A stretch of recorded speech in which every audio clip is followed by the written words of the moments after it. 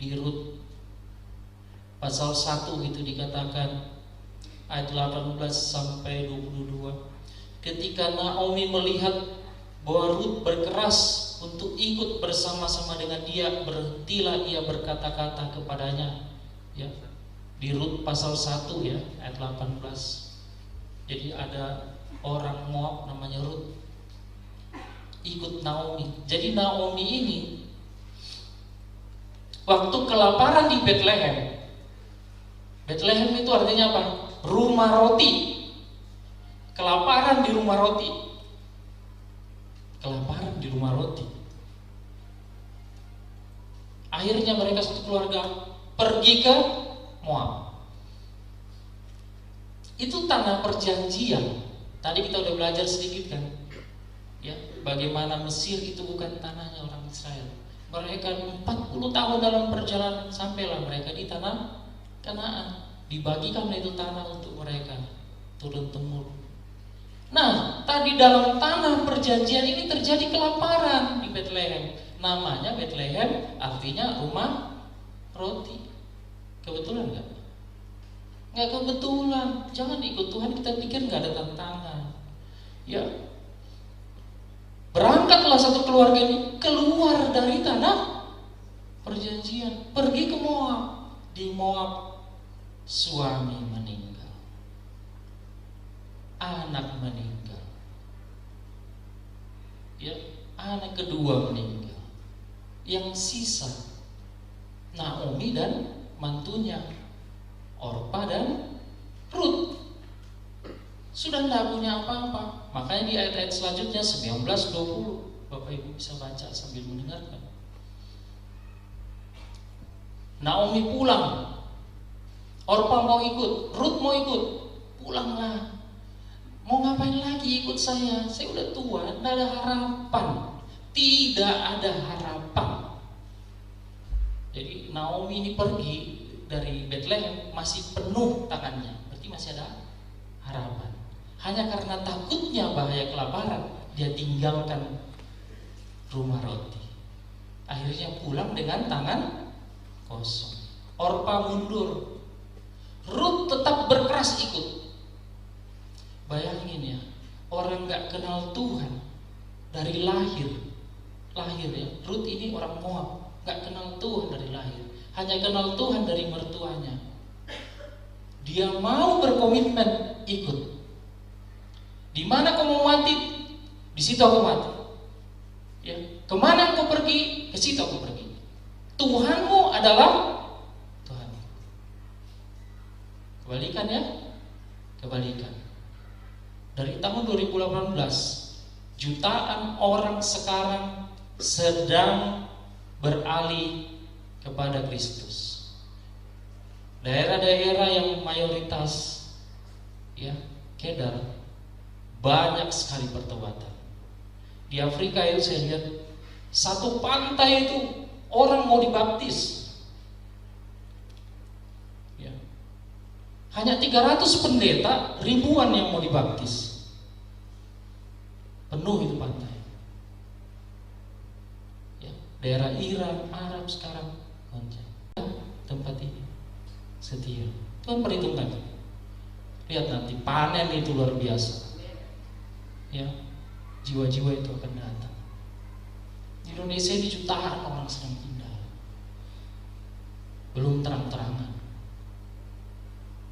Ya. Kebuka semua. Dan kita ini dipersiapkan Tuhan untuk menuai. Pencobaan itu datang untuk memurnikan. Siapa yang sering selama ini, selama tahun-tahun ke belakang, hari-hari ke belakang, siapa yang selama ini datang ke gereja hanya tradisi saja, kewajiban saja? Ya, Tuhan sedang berperkara.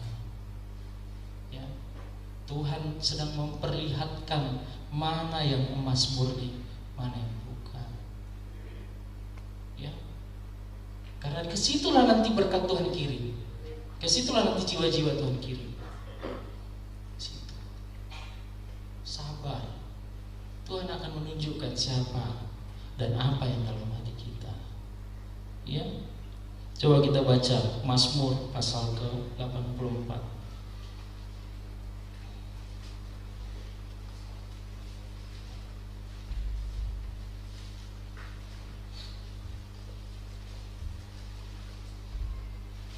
Mazmur pasal 84. Ya. Ayat 6. Ya. Ayat 6, 7, 8 saya bacakan bagi Bapak Ibu. Berbahagialah manusia yang kekuatannya di dalam Engkau, yang berhasrat mengadakan ziarah. Apabila melintasi lembah Baka, mereka membuatnya menjadi tempat yang bermata air. Bahkan hujan pada awal musim menyelubunginya dengan berkat. Mereka berjalan makin lama makin kuat, hendak menghadap Allah di Sion.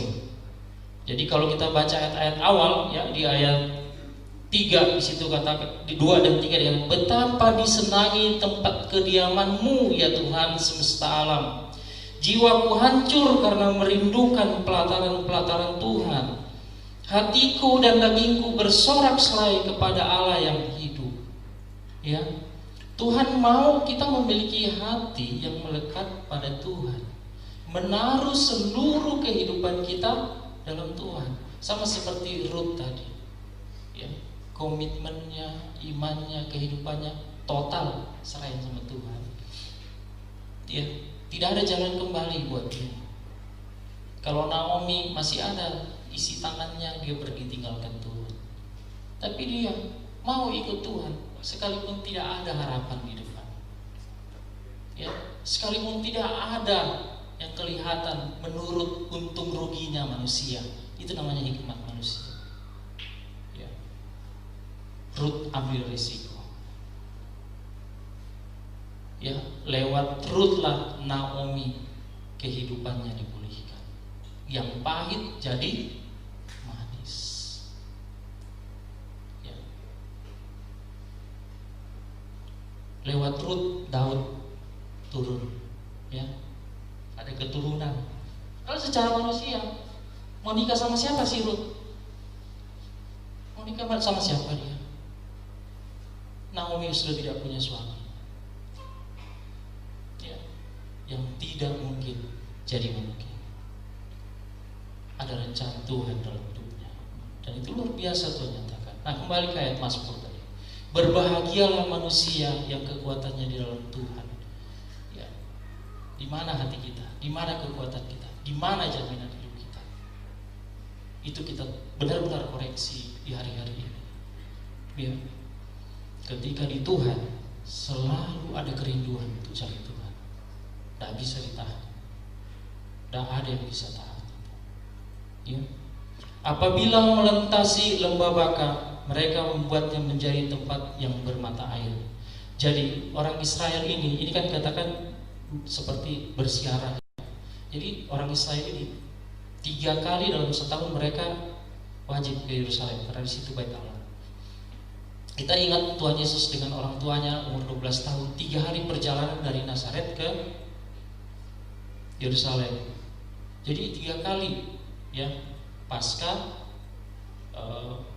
Hari Raya Pentakosta, sama Pondok Daun atau Tabernakel.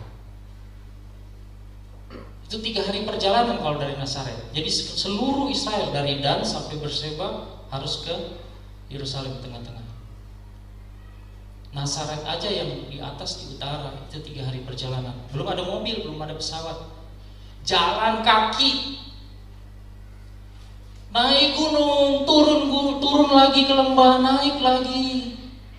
Nah, mendekati Yerusalem, kota di mana Bait Allah itu di atas gitu, di atas gunung itu Bait Allah. Mereka naik ada semacam juga bukit tinggi, terus turun, itulah namanya lembah Baka. Di lembah ini orang sudah kelelahan sekali, kecapaian sekali. Yang ada air mata dan air mata. Hari-hari ini saya tidak tahu ya, Kita semua ada nggak air mata yang mengalir terus?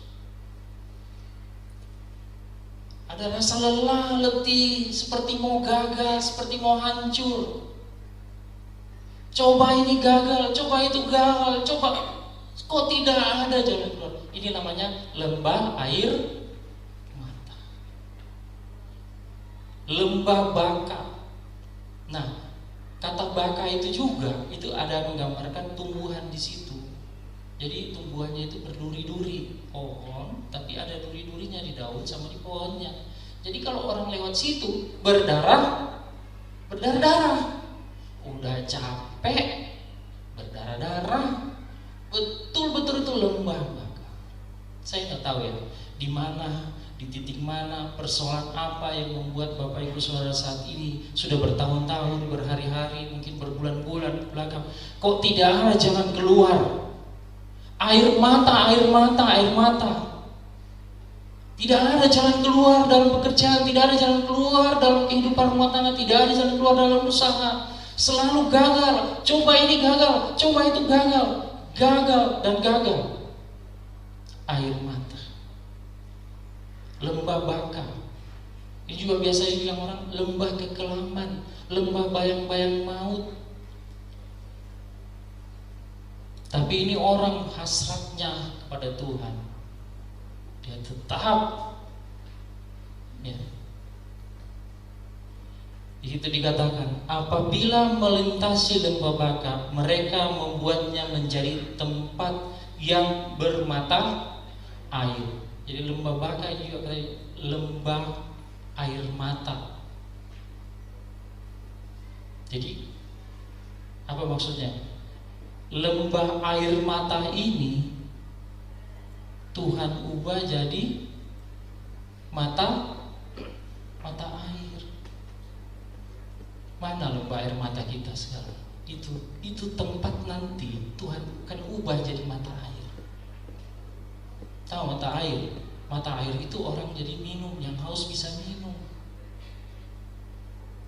Kegagalan kita, ketidakberhasilan kita, coba ini, tidak ada jalan keluar. Tetap air mata bercucuran, tetap setia, tetap rindukan Tuhan, tetap pandang Tuhan. Tuhan akan ubah itu jadi mata air.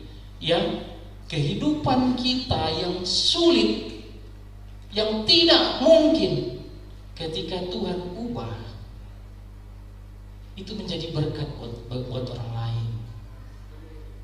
Ya, itu menjadi berkat buat siapa saja.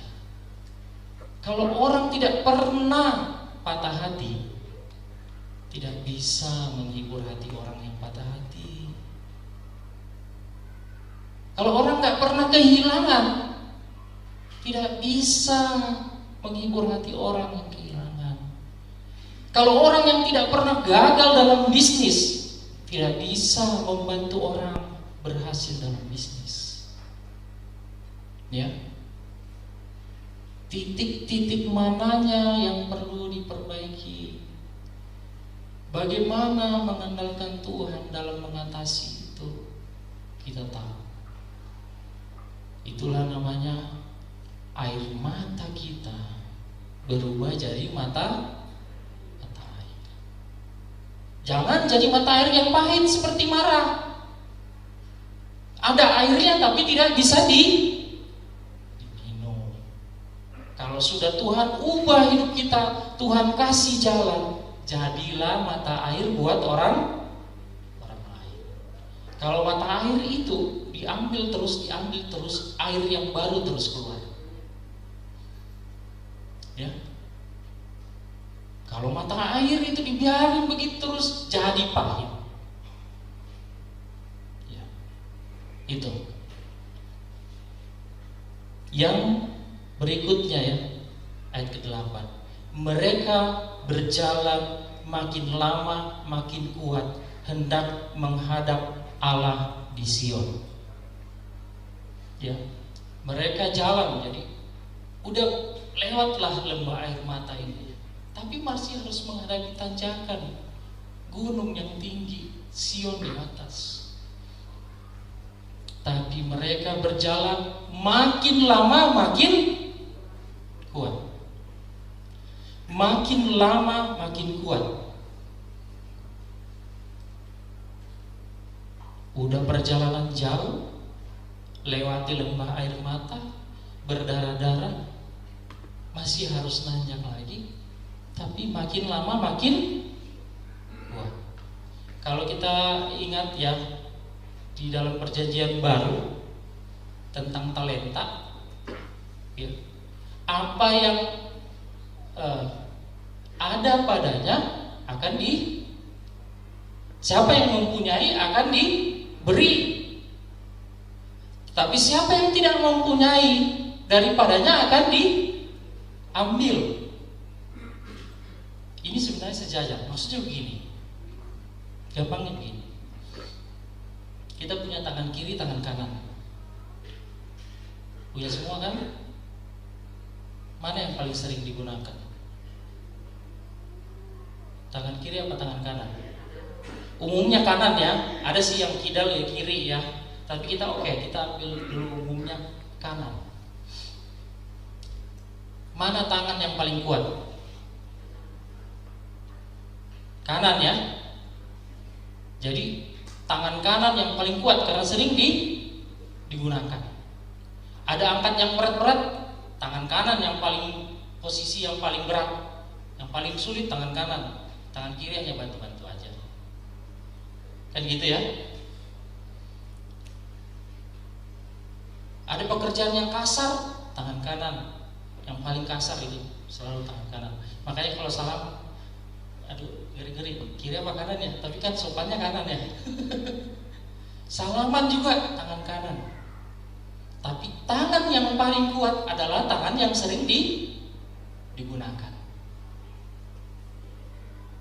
Semua kerjaan yang kotor-kotor, yang berat-berat, yang susah-susah, tangan kanan. Tapi siapa yang dikasih cincin?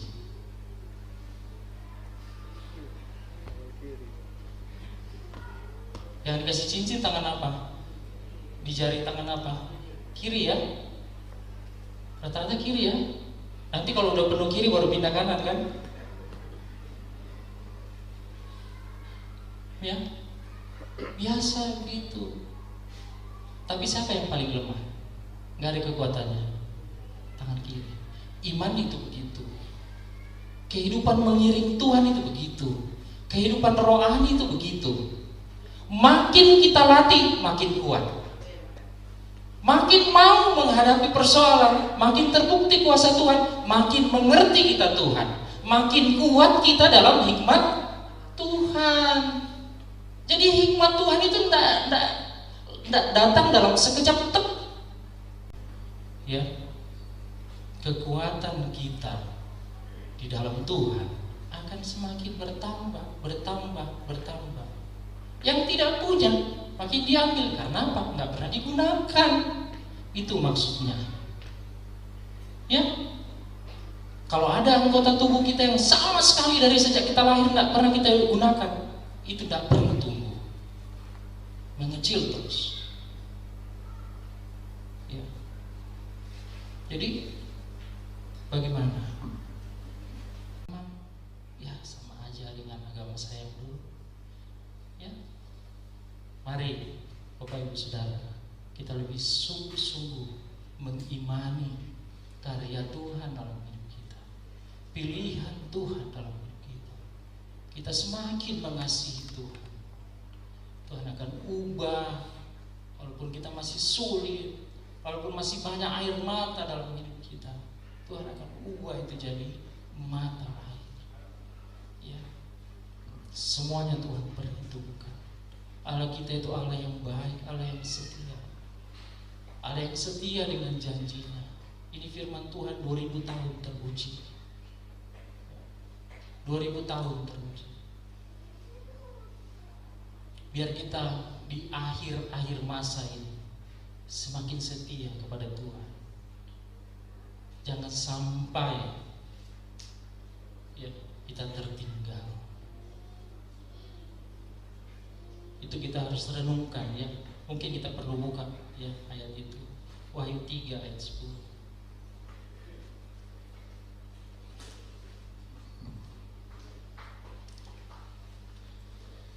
Pemain musik mungkin sudah bisa ke atas itu, singer untuk bantu. Sementara kita baca ayat yang terakhir ini, pemain musik atau singer bisa ke atas.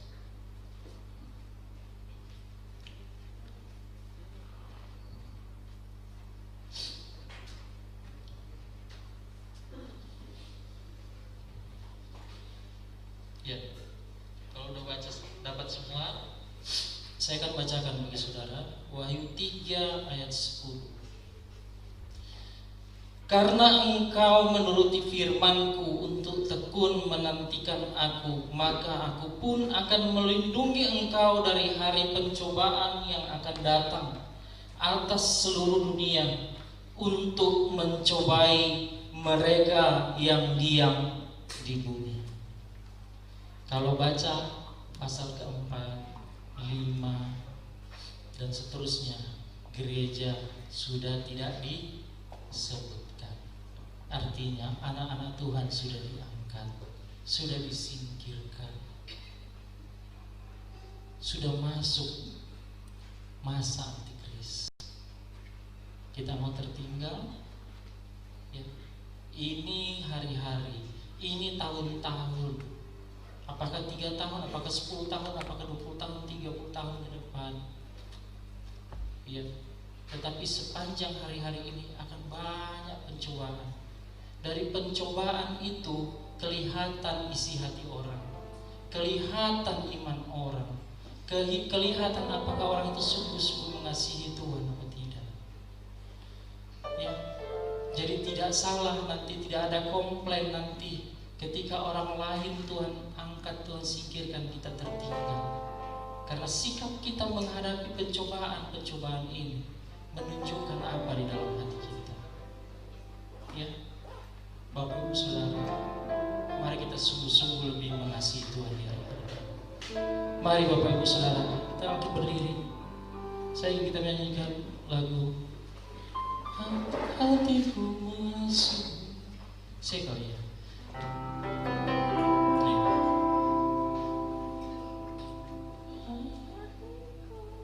Hatiku mengasihimu, hatiku mengasihimu, hatiku ingin mengenalmu, ingin mengertimu. Tuhan melihat isi hatiku. Katakan sekali lagi, hatiku mengasihi.